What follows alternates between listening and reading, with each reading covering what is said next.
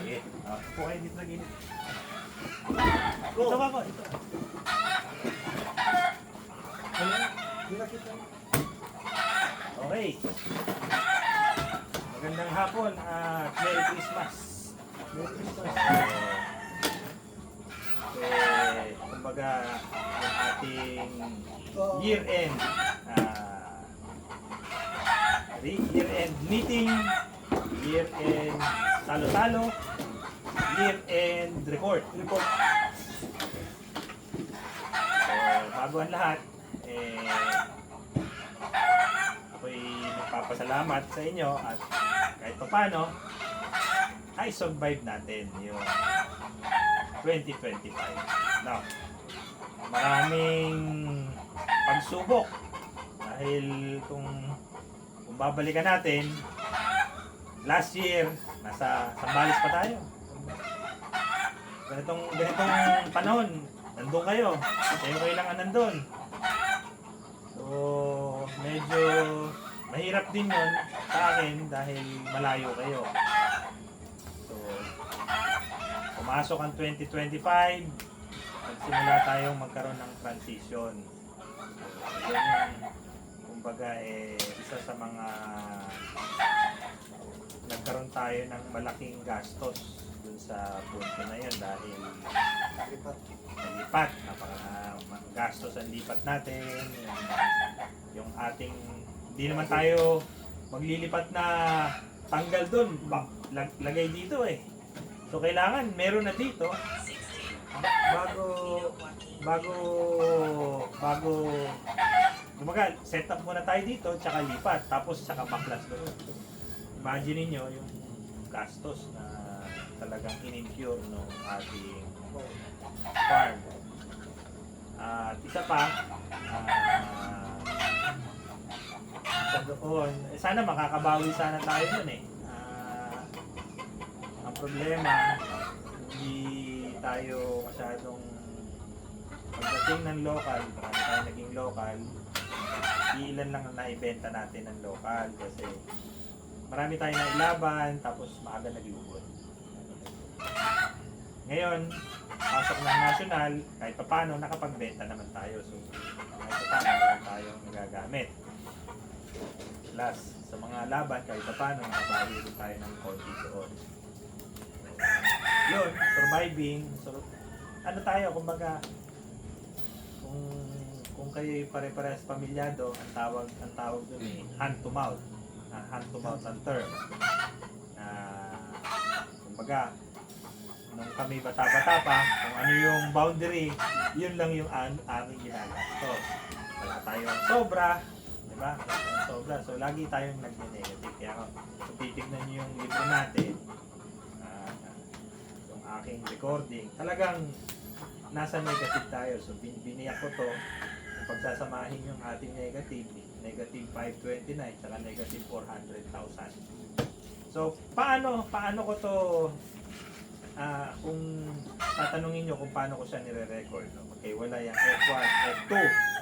Tapos, nilagyan ko ng portion yung per batch natin. Like yung EB natin, na batch 1, batch 2. So, may kanya-kanya silang column. So, doon pumapasok yung gastos ng bawat batch. So, para na monitor natin closely yung gastos at kung ilan yung lumabas na produce natin, makukompute natin kung magkano per head ng manok na puhunan. Yung puhunan. Kumbaga kung marami tayong na-produce, siyempre mas lumiliit yung puhunan. Pero pagka konti na po-produce, malaki ang puhunan. Bakit? Kasi iisa ang gastos natin sa hindi naman porke ang production natin maliit din ang sweldo. So fix ang sweldo, fix ang konsumo. Hindi, yung konsumo siyempre ano yun, dependent yun kung ilan ang produce. Fix ang upa, fix ang kuryente. Yan yung ating mga overhead. So yan yung ating, hindi yun na i-incorporate dito sa gastos ng kada batch. Bakit? Kasi syempre mahirap ko nang ma-monitor yon. Saan siya papasok? Doon na siya papasok sa expenses ng F1 at F2. So, nandito yun, naka-identify siya dito kung paano pumasok yung ating mga ganyan ko siya tinitingnan ngayon. So, bakit kailangan nating tignan o i-monitor itong gastos? Hindi na, kaya kita nyo, medyo formal tayo kasi hindi na biro yung ating gastos dito. So, kailangan natin maging seryoso. Magkaroon tayo ng maayos na sistema para alam natin unang-una yung puhunan ng bawat batch na ilalabas. Diba? Iba-ibang batch kasi, iba-ibang dami, iba-iba rin ang cost na lumalabas dyan. Lalo na pagka, siyempre, sa isang batch, nagkasakit, papasok dyan kung ano yung gamot na gagamitin sa kanya. So, bakuna, lahat naka-incorporate po dito. So, yan ang ating gastos. Isa yan. So, ganun pa man, hindi tayo pwedeng huminto. No? Tayo pwedeng tumigil. Bakit? Maraming mawawala. Dito na tayo eh. So, anong kailangan natin gawin? Sa side ko, ito ang aking magiging contribution sa inyo. Magkaroon tayo ng maayos na sistema. Yung pagre-research natin sa mga makabagong technology, malaking bagay yan. Yung pagmo-monitor natin ng health ng ating mga stock, malaking bagay yan. Yung pagbibigay natin ng maayos na produkto sa ating mga buyer, malaking bagay yan.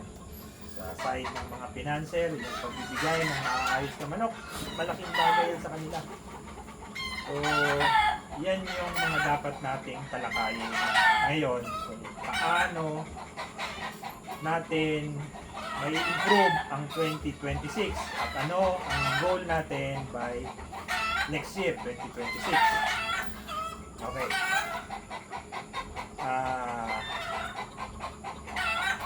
Siyempre, ang goal ay mag-produce ng top quality na manok. Yun ang goal natin. Diba? So, ano yung mga underlying situation para kumbaga ano yung pwedeng maging problema, bakit hindi natin makukuha yung ating goal. So kailangan ma-identify natin yun para pag alam natin yung problema, magagawan natin ang solusyon. Kasi pag hindi natin alam, hindi tayo advance dun sa mga pwedeng mangyari, ang ending niyan, for example, sa sakit, hindi tayo advance, sa sisiw, magugupo ng sakit yung ating mga sisiw. Pag nagupo ng sakit yan, kakaling natin lahat, wala tayong i-produce. May pa-produce man tayo, wala na tayo dun sa goal natin na dekalidad na manok. Doon pa lang, na-defeat na yung purpose natin. So, kahit na ang tagal na natin na nandito sa sistema na to, talagang hindi may iwasan. May mga imperfection kung tawagin. Katulad ng batch ko natin, medyo nagkaroon tayo ng problema kasi hindi natin ginawa ng kubul yun eh. Baga nag-rely tayo sa mga heater ng time na yan. So, lumamig eh. Ang lamig ng panahon eh. So, kaya nga bigla ko naalala yung ginagawa namin ni Ogie sa taas. Nakakubol sila, di ba? Nakakubol.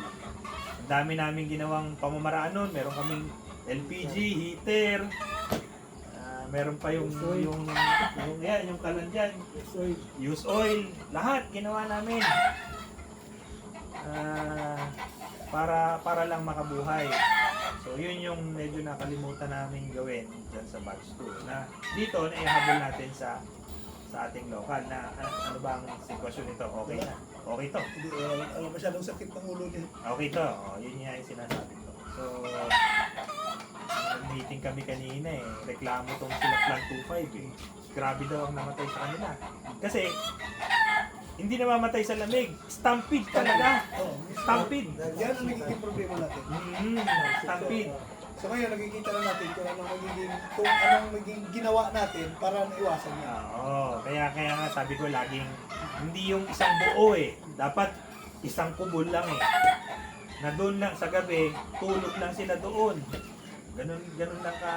Tapos, nasa ano lang sila, nasa ipa lang sila. Kahit na hindi sila magsisiksikan, kahit saan sila mahiga, matulog, hindi sila malalamig. Hindi sila magsisiksikan. So, yan yung purpose na yun. Na-appreciate natin nung nasa Sambales tayo dahil meron tayong isang konkretong kubol doon. Lagyan pa rin natin ng kisame. Talagang kahit saan sila. Hindi sila never natin naranasan yan eh. Sa sa Sambales. Kasi konkreto eh. Ito kasi tagpi lang, yero. Ang daming yung sa ibabaw, pwede silang pagka malamig na ang yero, malamig na rin ang loob niyan.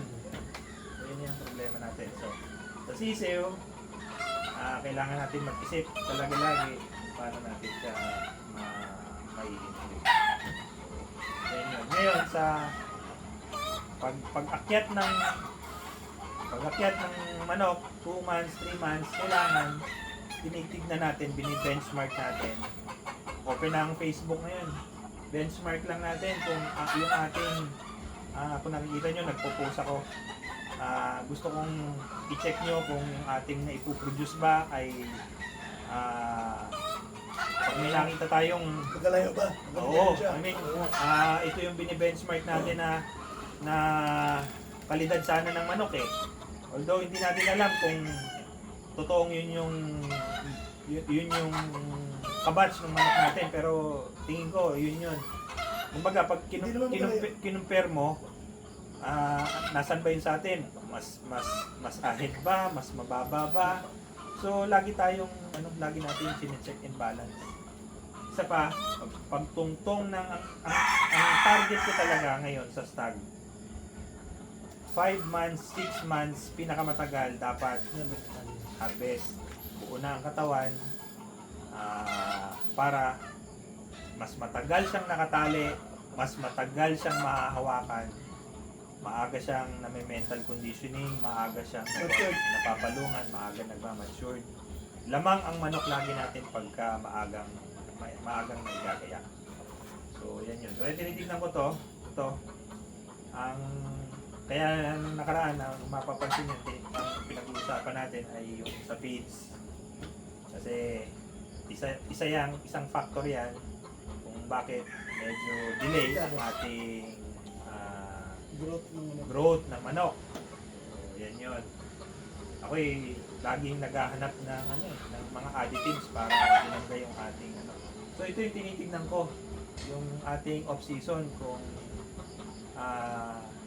kakayanin ba natin mag-produce kasi pagka ito dapat by January, end of January ma-harvest na ito. Kaya natin yan.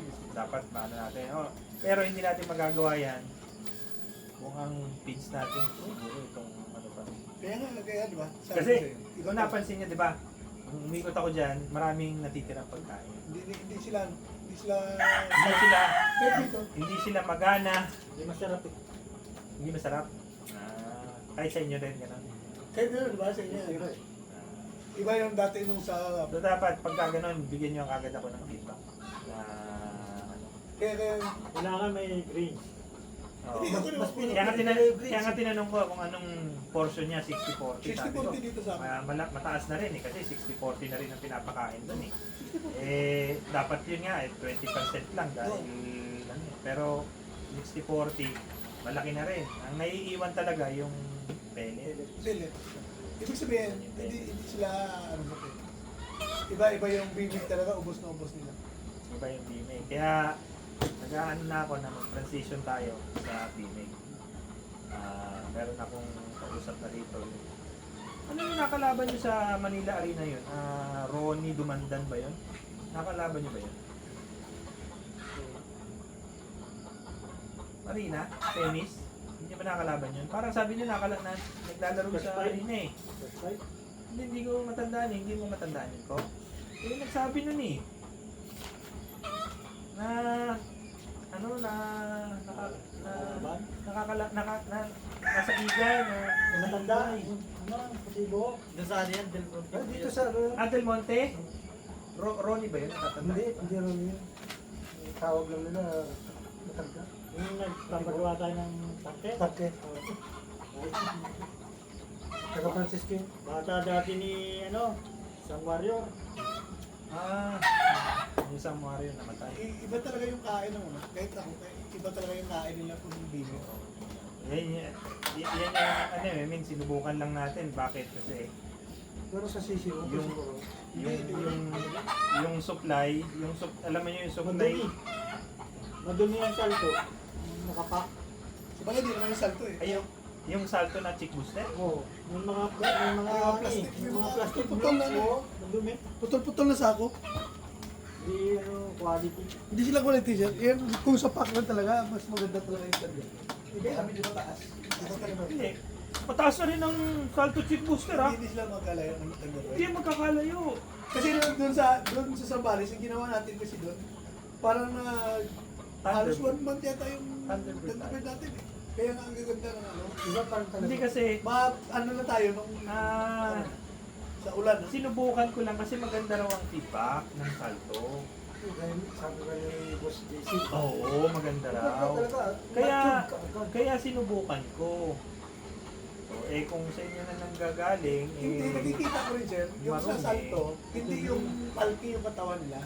Kahit yung mga sisiyo natin, tingnan mo, medyo maliliit. Pero pag hinawakan mo, sulit eh. Yan eh. Ibig sabihin pang sulit din, iba kasi yung sa bibig. Parang hibla ng sako. May mga sako kasi. Kulay blue, di ba? Wala, ganun kaliliit. Sige, hindi naman siguro may iwasan. Hindi. Sa Pero- iba, wala eh. Pero kasi, baka lang sir, yung magiging apektado yung mga sisiyo natin dahil sa Hindi. ating project. Ano yan eh? Ganito lang yan. Kung ang produce mong feeds ay may mga impurities, may halo, sako na hindi naman dapat nandoon, Ibig sabihin, eh kamusta ang production nyo? Bakit ganun? Ba't may mga contamination? Ba't may mga, ang tawag doon hindi naman dapat na feeds? Eh bakit nandoon? ibig sabihin, mahina ang quality Quality control. control. Maliit na yun ang quality control. Yun ang inaano natin. Yun ang quality. Nakita ko yan sa late sa Hindi, dito. Minsan mo, pag season. Ay, doon. May mga ano eh, yung mga sako. nakapak na, mayroong sako na ganun. Kulay blue. Hindi maganda yun. So, sige. So, isa yan sa babaguhin natin. Para mahabol natin itong ating off-season. No? Although wala naman lalabanan to, pero hindi naman natin pwedeng pabayaan. Bakit? Kailangan natin ng range. Kailangan natin ng range. Isa pa yung mga obsession natin. Ang gaganda mo.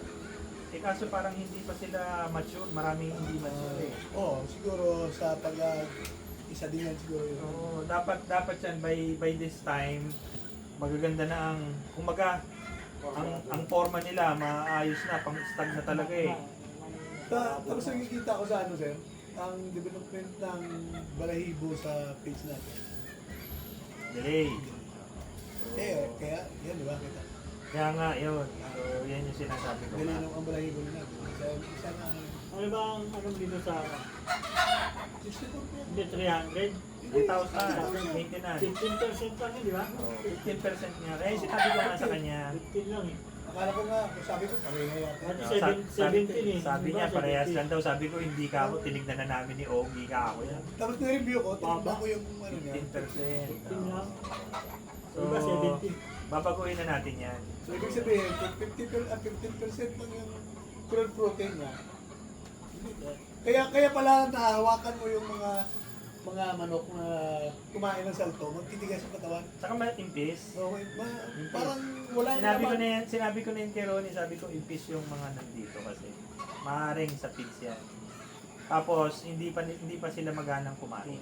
Dapat magana sila kumain. ginagawa namin dyan. Dapat yan, pilit yung ulo. Kahit dito sa breeding doon, inuuna nila yung yung 21. Ngayon, dahil yaman lang din na napag-usapan natin yan, paunti-unti, yung, kasi yung naka-range na yung ating early bird na okay. So, months. So, mag-uunti-unti tayo na mag-a-adjust papunta ng Bibig. paunti-unti Hindi na mag-a-adjust. mag-vlog dito. Hindi, after ng banding. After ng banding So, banding tayo. ka. Oo. Bandingan na muna na. First week.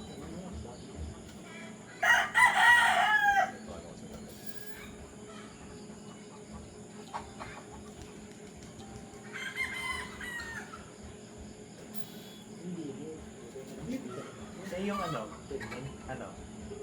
GNP. Sa GMP, Okay rin naman yung okay GMP. rin ang GMP. Mas mura ba ito? Mas magmumura yung sasabihin. Kasi kung i-part mo natin, pagpalagay natin dun panti sa Alis ka na, no? sa Mindanao, malakas talaga yung GMP. Sige, sige, Yan sige. yung Tawagan ko si sa, Pate. ano, Okay, okay. sa bibig. Kung yung Ay, gamit sige. namin dati. Call Pate. Ano, JP. Dati doon, GMP din gamit. GNP rin kami dati doon.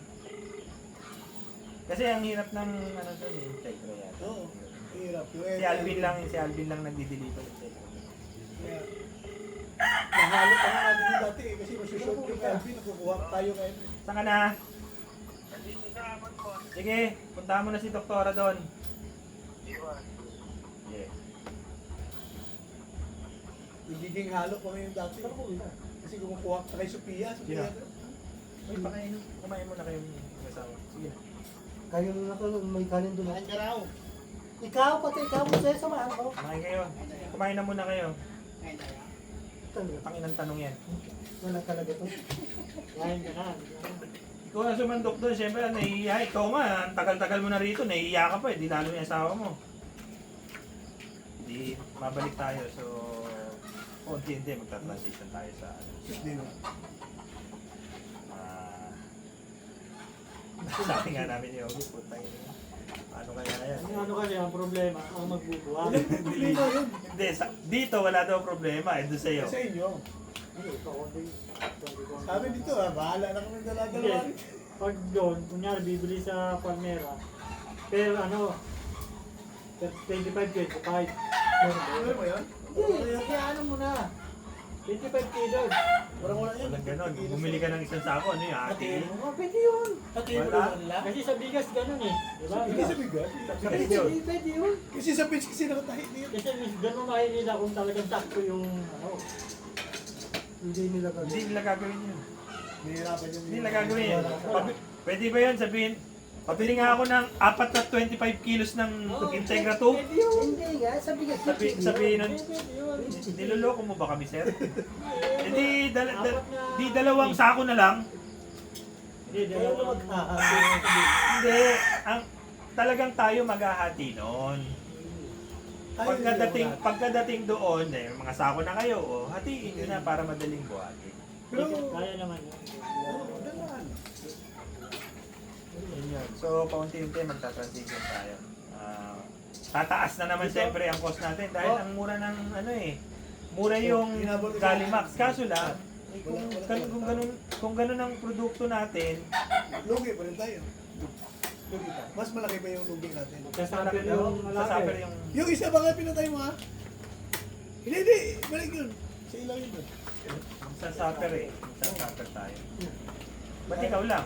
Kaya yung Sasaper eh. So, baguhin na natin yan. Kaya kayo, maliwanag. Okay na yan. So, maayos ang ating resolution dyan. Paunti-unti, magbabago tayo.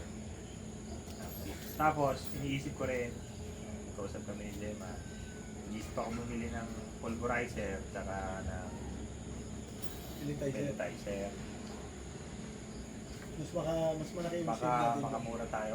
Actually, makakamura tayo. Tulad kay Speaking Power. Oo, pero hindi natin tingin ko hindi natin magagamit sa mga sisiw. Magagamit natin siya sa maintenance. Maintenance. Siguro sa sisyo, kasi may ano tayo yung panduro kung saan. Oo. Hindi pa naman natin ano eh. Yan naman ay hindi kagad nating i-implement kasi makaka-apekto yan sa operation natin kapag ka-implement natin agad. So Subukan mo. pagka paunti-unti tayong susubok, gawa tayo ng konting pellet, makain natin sa mga inahin na nakakawala. Tignan natin kung ano ang Maraming malunggay sa paligid. yun, dapat may malunggay, kaso lang wala tayo. Di, Pagkaganin. ano na lang, rambutan na lang. Pwede ba yun? Dahon na lang, kakawate. Yung kanya matatanim. Kakawate, di pa yan. Eh, kinakain niya yung... Hindi, yung Madre de Agua yun. Oo, yung sa kambing. Oh, Kulay green. So yan ang gagawin natin. So, Asula. target natin sa stag talaga 5-6 months. 6 months pinakamatagal na dapat harvest na sila. Well, actually, yung mga stand natin dati, mga 5 months, okay na. Ang problema na kasi, yung dito, siksika na. Tapos abutan ng ulan, nasisira yung mga live. 5 to 6 months. So tapos, syempre, kailangan natin ingatan yung mga stag. Oo. Live talaga. Lalo na yung kanilang mga balahibo. Buktot. Dito yung nasisira eh. Butot, balahibo. So, pero Sabi ko nga, given, dahil tayo ay nasa transition, talagang tawag dito, maputi. Pero ngayon, dami ng Carabao Blast. Dami ng Carabao Blast. Pupuno. Ganyan talaga. Kahit naman nung bago tayo doon, maputik din eh.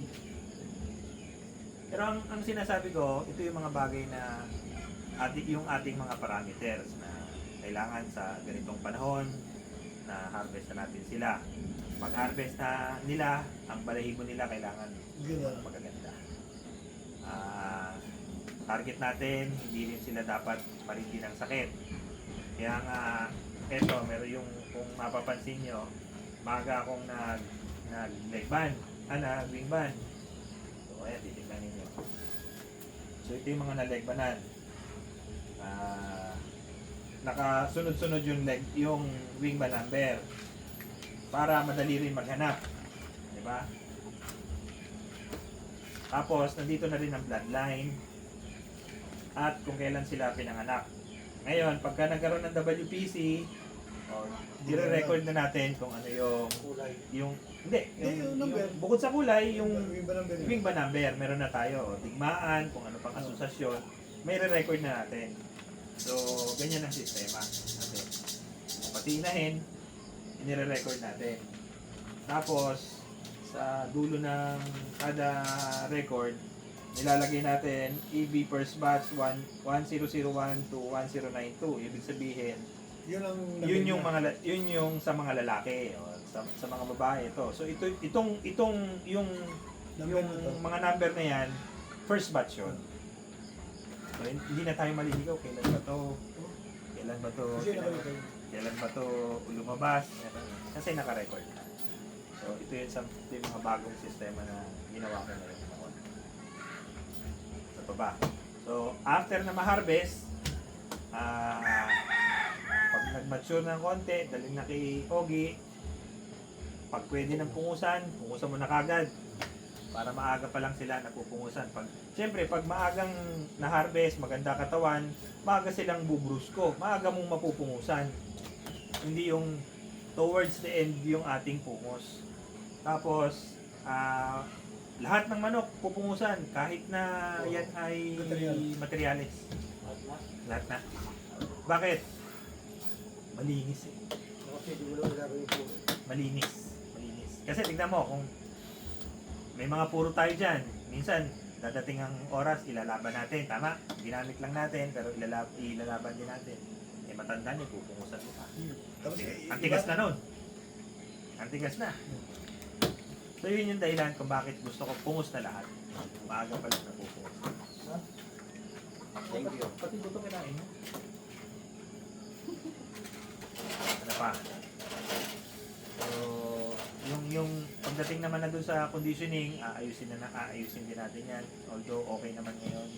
Yung pointing, ganoon din naman. Inaayos na rin natin.